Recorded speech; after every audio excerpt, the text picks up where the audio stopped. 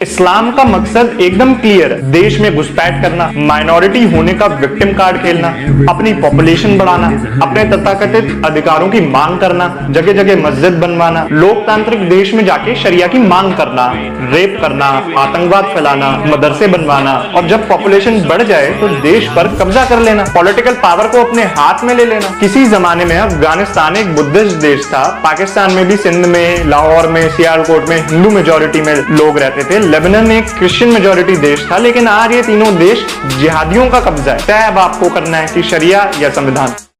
बात तो सही है। नमस्कार दोस्तों, आपका स्वागत है मेरे YouTube channel Pakistani media on India latest news में। दोस्तों, सावन के महीने में किस प्रकार से हिंदुओं की भावनाओं को आहत किया जाए, यह एक पुराना विषय रहा है। लेकिन हमने गुजरात के वडोदरा में एक ऐसी फैक्ट्री देखी जहां पर समोसे तो बनते हैं, लेकिन गौ मांस मिश्रित समोसे।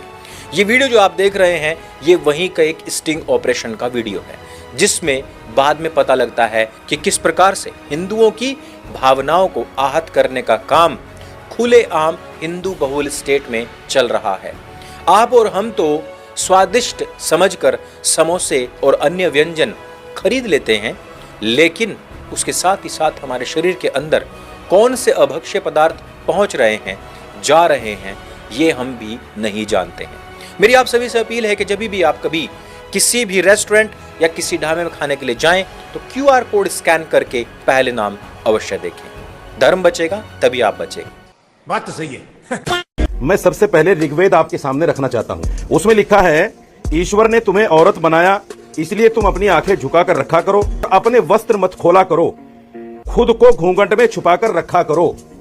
ये ऋग्वेद कह रहा है, ये मैं नहीं कह रहा हूं, ऋग्वेद कह रहा है। हवाला दे रहा हूं मैं आपको। जो लोग हिंदू धर्म को नहीं जानते, सनातन धर्म को नहीं जानते, वो बैठकर कहते हैं कि हिंदू धर्म में पर्दा ही नहीं है। श्लोक सुनाइए। इस औरत से कहिए तो तमीज से बात कीजिए। इस औरत से कहो तमीज से बात करे। अगर आपको सनातन धर्म का पता, श्लोक पढ़ो आप। हमेश ये क्या है? आप श्लोक पढ़ो। मैं पौन घंटे में बोला हूँ और मैंने एक सच्ची बात रखी है और ये तिल्ली आ गई। वो कह रहे हैं आप इनको आईना दिखा दिया, इनको आईना दिखा दिया। दीजिए तो जरा। आप इसमें बताइए ना, बताइए ऋग्वेद की कॉपी है, बताइए।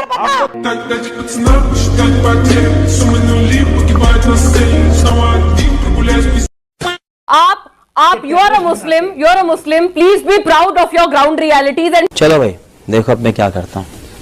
आप आज मुझे 3 रीजन बताइए that why you are proud to be a Muslim. 3 reasons of last 50 years. बताइए। 1 बताइए। 1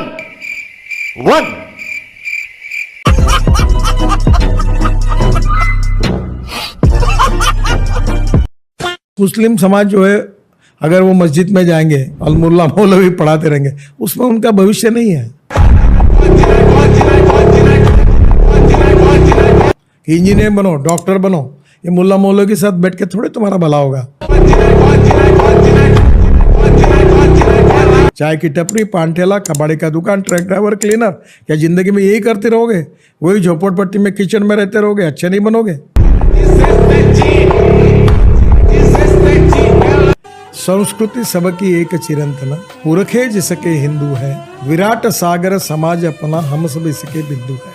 हिंदू ये जीवन पद्धति है, यानी आज से 50 साल, 100 साल, 200 साल, 500 साल पहले ये परिस्थिति कि आज का मुसलमान, आज का क्रिश्चियन, ये हिंदू ही था।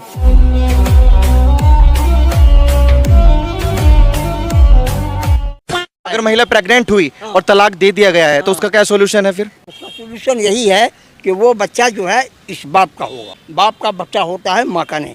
कौन है ये लोग, कहां से आते हैं? और तलाक माना जाएगा? तलाक माना जाएगा। तो कोई आदमी है कि उसका दिल पसीज है कि मैं पछता रहा हूँ तलाक देने के बाद में, तो फिर वो तो वापस नहीं आ पाएगी। कैसे नहीं आ पाएगी? है सब चीज का रास्ता है। उसका क्या रास्ता है? अभी मजा आएगा ना भिड़ो। उसका नाम है हलाला। वो करा लीजिए, फिर उस शौहर के पास चले जाइए। ये बातें बताई नहीं जाती, नजर लग जाती है। रावण में लाख बुराइयां थी, लेकिन उसने कभी भी रिचार्ज महंगा करके अपने बेटे की शादी नहीं की। रुको जरा, सब्र करो। शूर्पणखा में लाख बुराइयां थी, लेकिन उनने कभी भी सोशल मीडिया पे ऐसी वीडियो डाल के अपनी नाक नहीं कटवाई।